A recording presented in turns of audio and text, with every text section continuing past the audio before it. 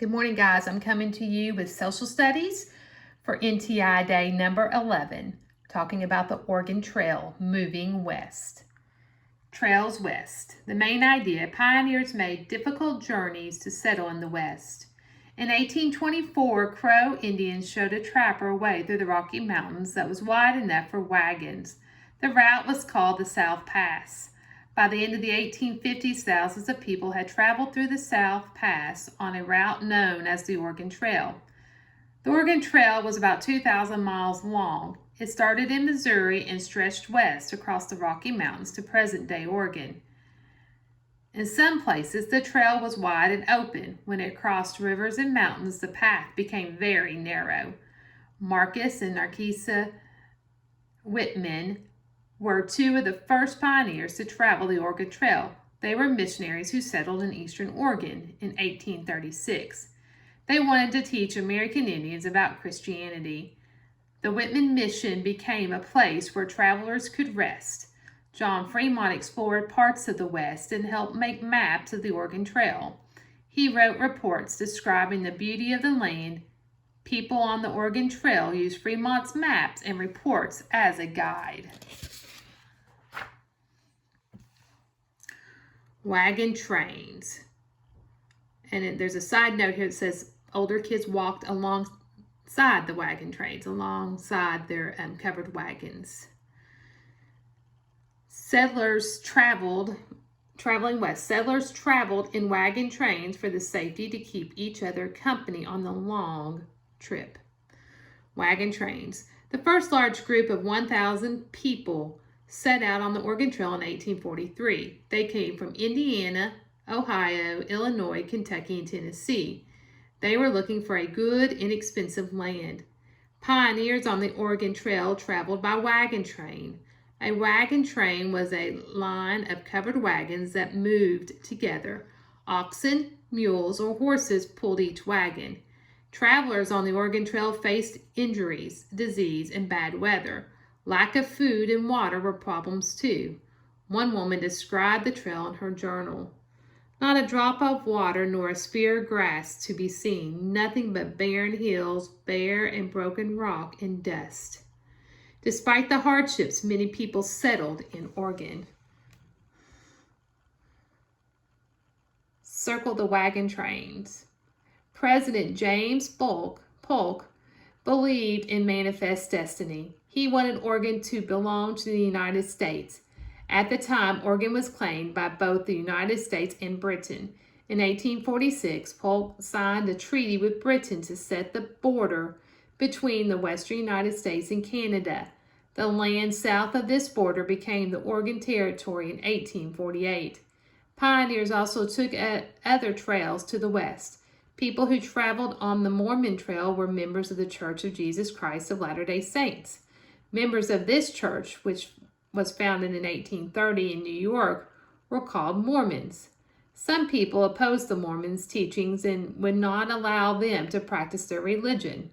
In 1847, Mormon leader Brigham Young took his people west. They settled in present-day Utah. Here's a review. Why did the first large group of people set out on the Oregon Trail? They wanted to find good, inexpensive land.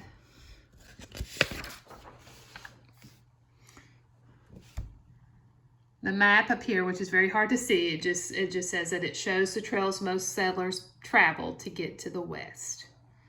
The California Gold Rush. Main idea: thousands rushed to California to dig for gold in the 1800s. Before the 1700s, California Indians lived in villages where they hunted, gathered plants, and fished. When California became part of the New Spain, many American Indians were forced to live and work on Spanish missions.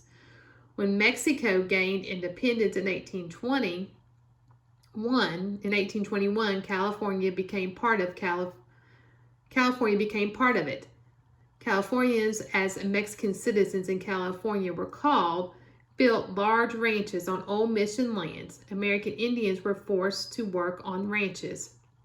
In 1840, when California joined the United States, California could become U.S. citizens. Very little change for the American Indians living there. The same year, gold was discovered in California. Thousands of people from the United States, Mexico, China, Europe, and South America rushed to California to dig for gold. These people became known as 49ers. A 49er was a miner who went to California around 1849. During the California Gold Rush, more than 250,000 people poured into California. A boomtown takes place when, not a boomtown. A blank takes place when many people hurry to the same area to look for gold.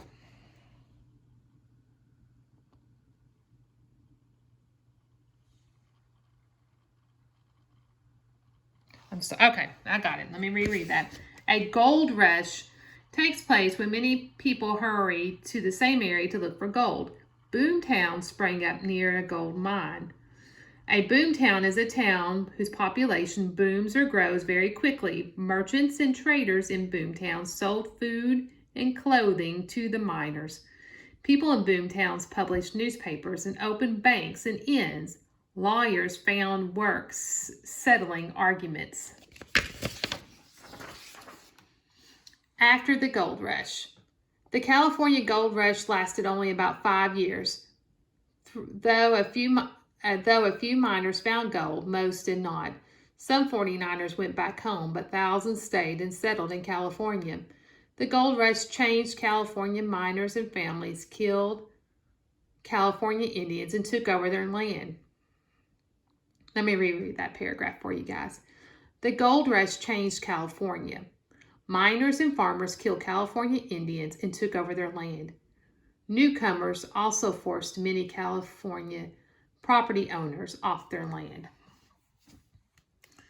Cities such as San Francisco grew. By 1850, only 2 years after becoming a U.S. territory, California had enough people to become a state. The new state included American Indians and people from Mexico, China, South America, Europe, and other parts of the United States.